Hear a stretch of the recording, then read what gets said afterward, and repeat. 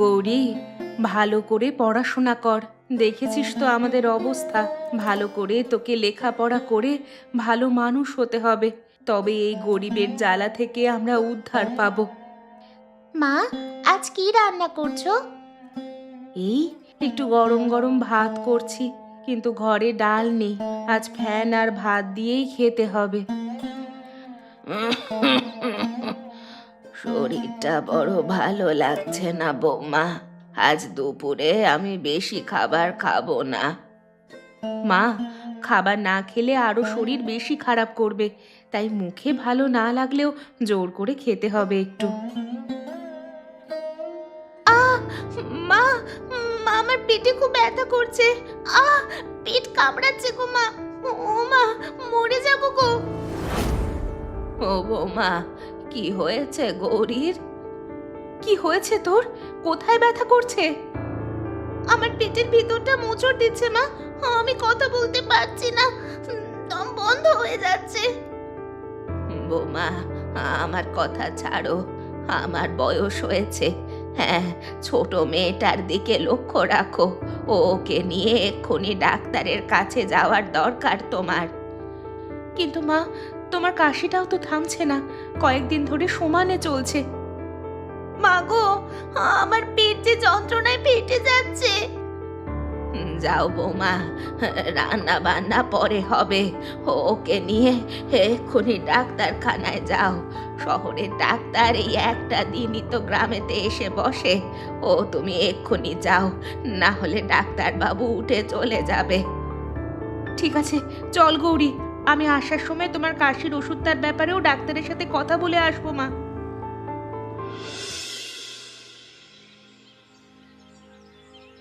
কি হয়েছে গুগি? এখন কেমন লাগছে? এই ওষুধটা একটু খেয়ে নাও তো। হ্যাঁ, এখন একটু ভালো লাগছে, তবে ব্যথাটা আছে। ওর কি হয়েছে ডাক্তারবাবু? সারাদিন তো সকাল থেকে ভালোই ছিল, হঠাৎ করে ওর কি হলো? তোমাদের বোঝালে কি আর বুঝবে? কেন, খুব ভারী কিছু হয়েছে নাকি? আপনি এমন করবেন না ডাক্তার বাবু, আপনি বুঝিয়ে বলুন, আমি সব বুঝবো। ওর কি হয়েছে ডাক্তারবাবু? ও ভালো হয়ে যাবে তো? তুমি ভালো হয়ে যাবে খুকি, তোমাকে চিন্তা করতে হবে না। আপনি একটু বাইরে আসুন তো। তোমার মেয়ের অ্যাপেন্ডিসাইটিস হয়েছে।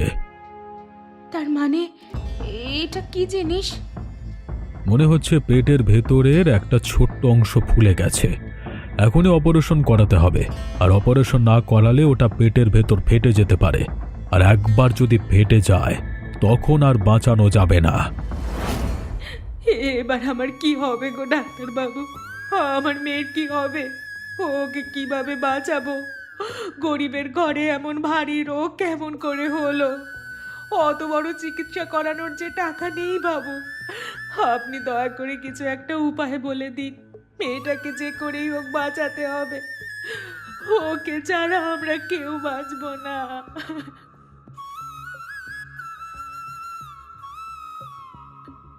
কিন্তু তোমার তো কিছুই করবার নেই। মেয়েকে বাঁচাতে হলে শহরে নিয়ে যেতেই হবে। এখন পরীক্ষা করাতে হবে, তার জন্য খরচা আছে, তারপরে তো অপারেশন। কাকিমা কেঁদো না, আমি সব শুনেছি। কিছু একটা ব্যবস্থা হয়ে যাবে, আমি সব ব্যবস্থা করব। তুমি একটু শান্ত হও। তুমি মেয়ের মা, তুমি যদি ভেঙে পড়ো এইভাবে, তাহলে তোমার মেয়েকে সুস্থ করবে কে?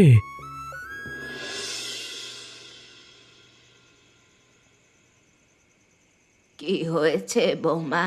ডাক্তারখানা থেকে আসার পর থেকেই দেখছি মুখ গোমড়া করে বসে আছো। মেয়েটাও তো দেখি মাঝে মাঝে পেটে হাত দিয়ে কাঁদছে। এখন ঘুমিয়েছে, কিন্তু ওর ব্যথা কমেছে বলে তো মনে হচ্ছে না। ডাক্তারবাবু একটা ওষুধ দিয়েছেন, ওষুধটা খেয়েছে বলেই একটু শান্ত আছে। কিন্তু তুমি তো আমাকে বললে না যে ওর কি হয়েছে। খুব ভারী কি একটা রোগ হয়েছে পেটের ভিতরে। ওর আপেন কি যেন একটা নাম।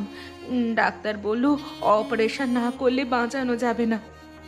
কি বলছো কি বৌমা? ও পড়ওয়ালা নজর পড়লো আমাদের মতো গরিব ঘরের ওই ছোট মেয়েটার দিকে? কি আর করা যাবে মা, এখন তাই ভাবছি যে কি করে ওকে বাঁচাবো। আমার দুটো কানের দুল ছিল, সেগুলো বেচে দাও তুমি। আগে তো মেয়েটাকে বাঁচাতে হবে। দুল আর কোথায় আছে মা? সেগুলো তো ওর বাবার চিকিৎসা করাতেই বিকিয়ে গেছে, এখন যে আর কিছুই নেই। তাহলে কি হবে বৌমা? আমার তো খুব চিন্তা হচ্ছে। কাকিমা, তোমাদের সাথে আমার কথা ছিল। এখন তুমি অজয়, কি ব্যাপার অজয়? কিছু বলবি নাকি বাবা তুই? আমি ভেবেছি আমার নিজের ছোট জমিটাতে আমি যে বাঁধাকপি, ফুলকপি আর আলুর চাষ করেছিলাম সেগুলো আমি তোমাদের বিনামূল্যেই দেব। তোমরা বাজারে একটা ছোট্ট দোকান দাও, ওগুলো রান্না করে। হ্যাঁ, তোমার হাতের রান্না তো ভালোই। কিন্তু এই গ্রামে কেনা খাবার কে খাবে? এই গরিবের দুনিয়ায় কেউ কি আর খাবার কিনে খায় রে বাবা? নিশ্চয়ই খাবে। তুমি 5 টাকা করে থালা পিছু নেবে, হ্যাঁ, আর 50 জনের খাবার বানাবে। কয়েকদিনের মধ্যে বেশ কিছু টাকা জোগাড় হয়ে যাবে। আর তাছাড়া ডাক্তারবাবু যে ওষুধটা দিয়েছেন, ওই ওষুধটা দিয়ে বলেই তো দিয়েছেন যে কয়েকটা দিন ওষুধ খেয়ে নিশ্চিন্তে থাকতে পারবে। এর মধ্যে কিছু একটা ব্যবস্থা হয়ে যাবে। কিন্তু দোকান খোলার টাকা কোথায়? থালা, বাসন, উনুন এসব কিনতে হবে তো। তুমি কিছু চিন্তা করো না, কালকের মধ্যে আমি সব ব্যবস্থা করে ফেলেছি। তুমি পরশুর মধ্যে দোকান শুরু করো, আমি চলি।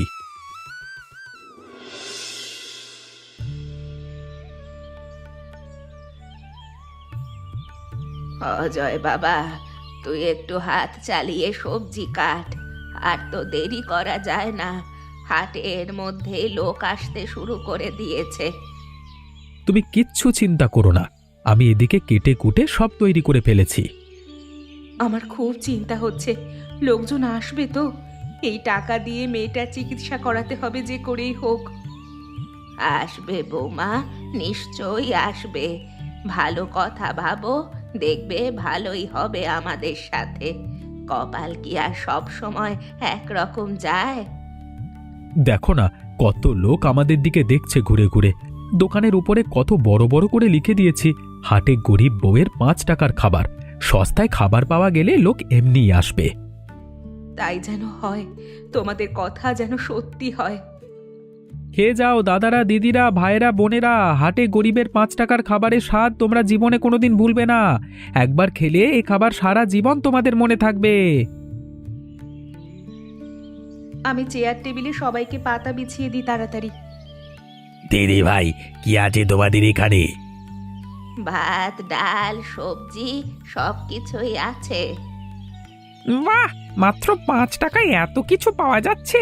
দাও দাও, আমরা খাই পেট ভরে। আহা, বেশ সুন্দর স্বাদ হয়েছে তো তোমাদের খাবারের। যতবার আসবো ততবার খেয়ে যাব তোমাদের এখান থেকে।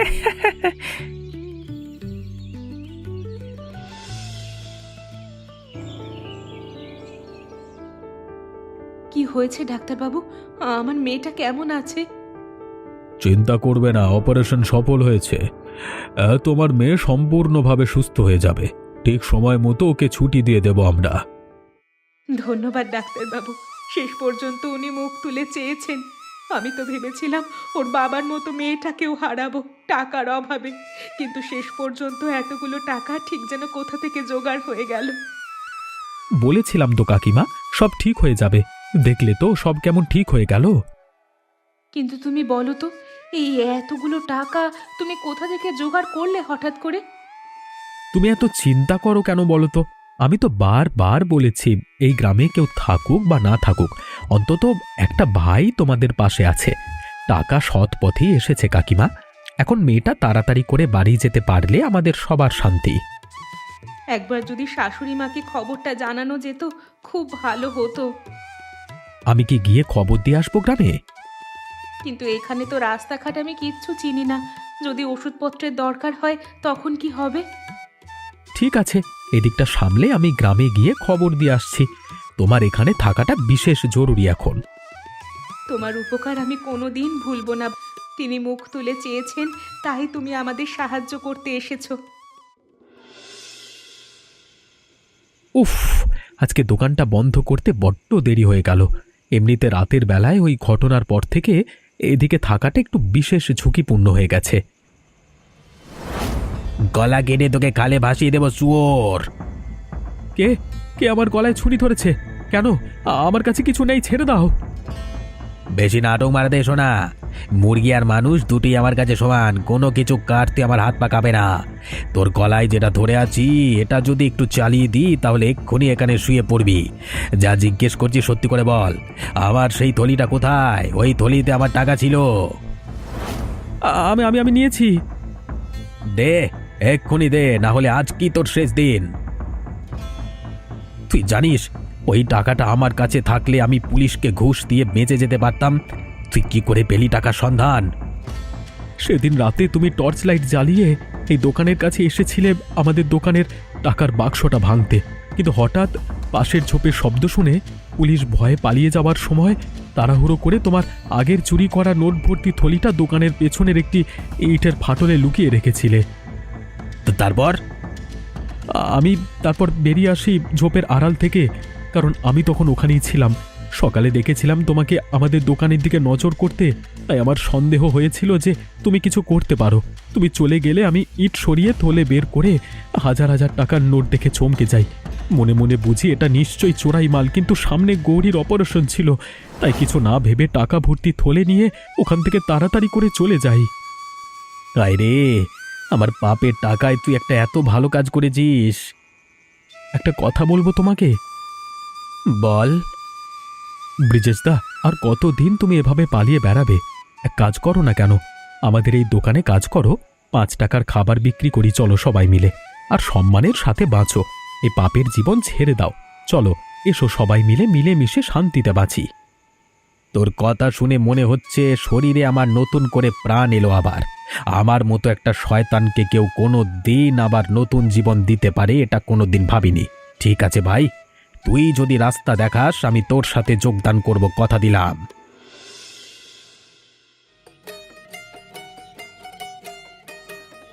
আমার কাজ পছন্দ হচ্ছে তো দিদি?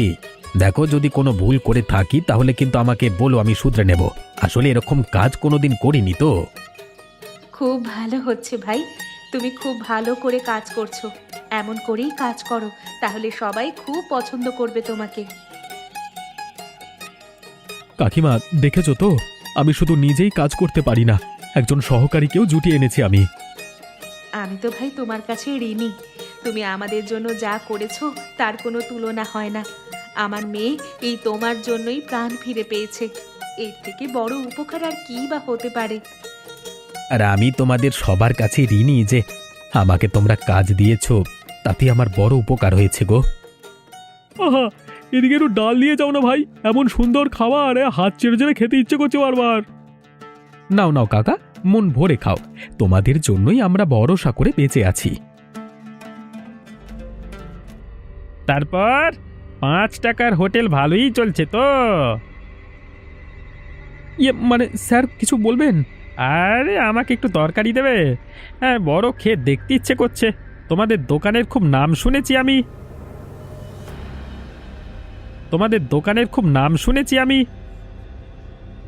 এই নিন বাবু, খেয়ে জানান কেমন হয়েছে। না, তোমার হাত থেকে তরকারি খাওয়ার জন্য এলাম। তুমি তো ব্রিজেশ? হ্যাঁ, অনেক দিন ধরে বেটা খোঁজ করছি তোরা। হাটের 5টা দোকানে চুরির মামলা হয়েছে তোর উপরে। এই লোকগুলো যারা আমার সাথে এসেছে সবাই তোর নামে নালিশ করেছে। আরে এখন এখানে ভালো মানুষের মতো কাজ করতে এসেছিস, তার মানে তুই এদের পেছনেও বাঁশ দিতে চাস? হ্যাঁ হ্যাঁ, দোষ করেছি যখন শাস্তি তো পেতেই হবে। নিয়ে চলুন আমাকে, আমি রাজি আছি। কি বলছেন কি আপনারা?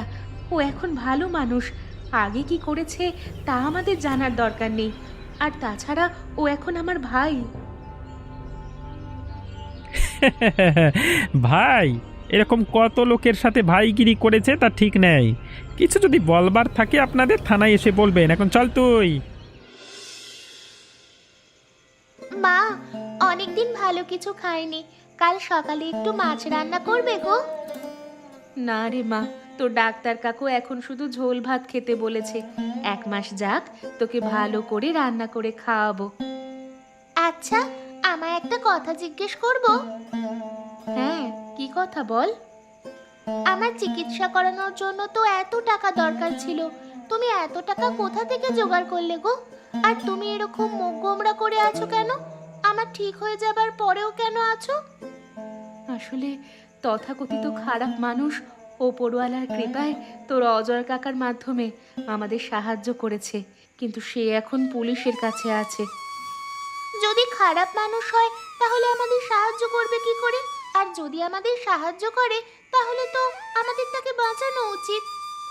আমি তো সেটাই ভাবছি, তাকে কি করে বাঁচাবো। মা, আমাকে পুলিশের কাছে নিয়ে চলো।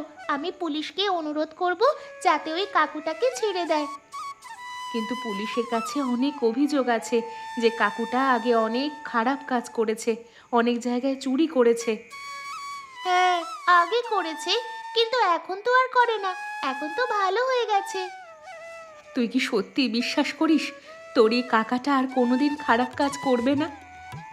আমি সত্যি বিশ্বাস করি মা, দেখবে আর কোনোদিন ও খারাপ কাজ করবে না। কেমন আছিস গৌরী? আমি জানতাম তুই ভালো হয়ে যাবি। ওপরওয়ালা কোনো দিন তোকে আমাদের থেকে কেড়ে নিতে পারে না। তোকে তো পড়াশোনা করে অনেক বড় মানুষ হয়ে উঠতে হবে। মা, আমি ডাক্তারের সাথে কথা বলেছি, তোমার জন্য একটা ওষুধ লিখে দেবে বলেছে।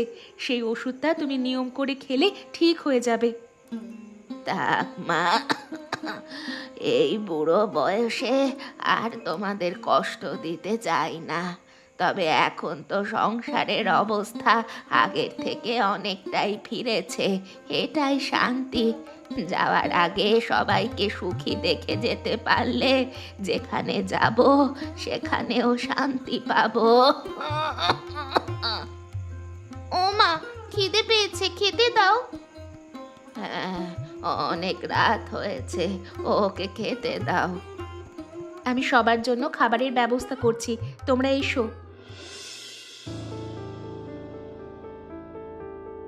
হ্যাঁ, বলুন আপনারা কি চান?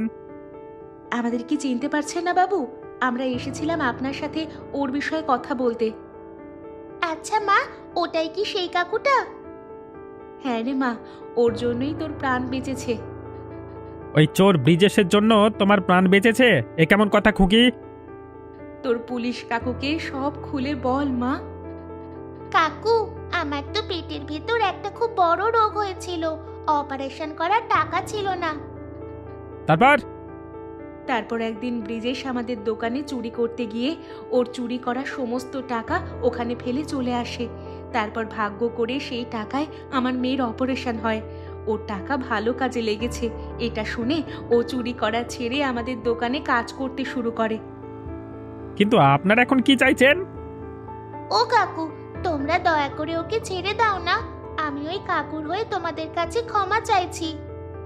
কিন্তু সেটা কত বড় একটা ঝুঁকির কাজ হবে সেটা বুঝতে পারছেন? না, ওটা ঝুঁকির কাজ নয়। আমাদের দোকানে ও এখন কর্মচারী, আর তাছাড়া যাদের টাকা ও চুরি করেছে তাদেরকে আমরা দোকান চালিয়ে শোধ করে দেব।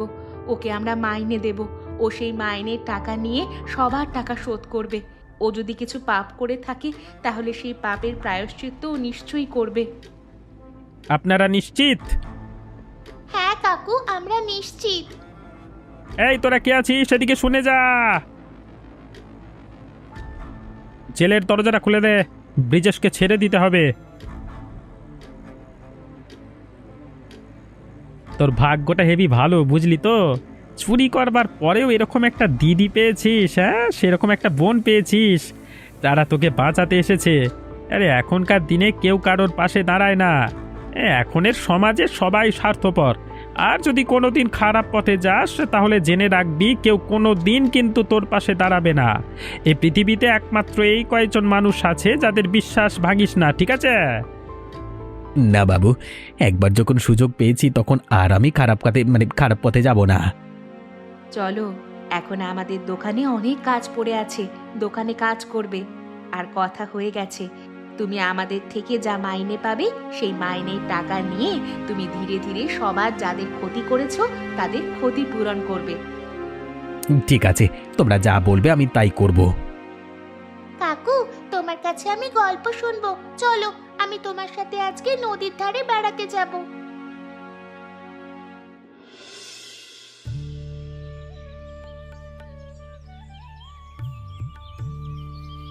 গৌরী, এত দুষ্টুমি করিস না।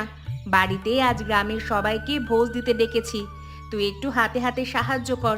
তোর ঠাকুমা আর দুই কাকা মিলে কত কাজ করবে বলতো।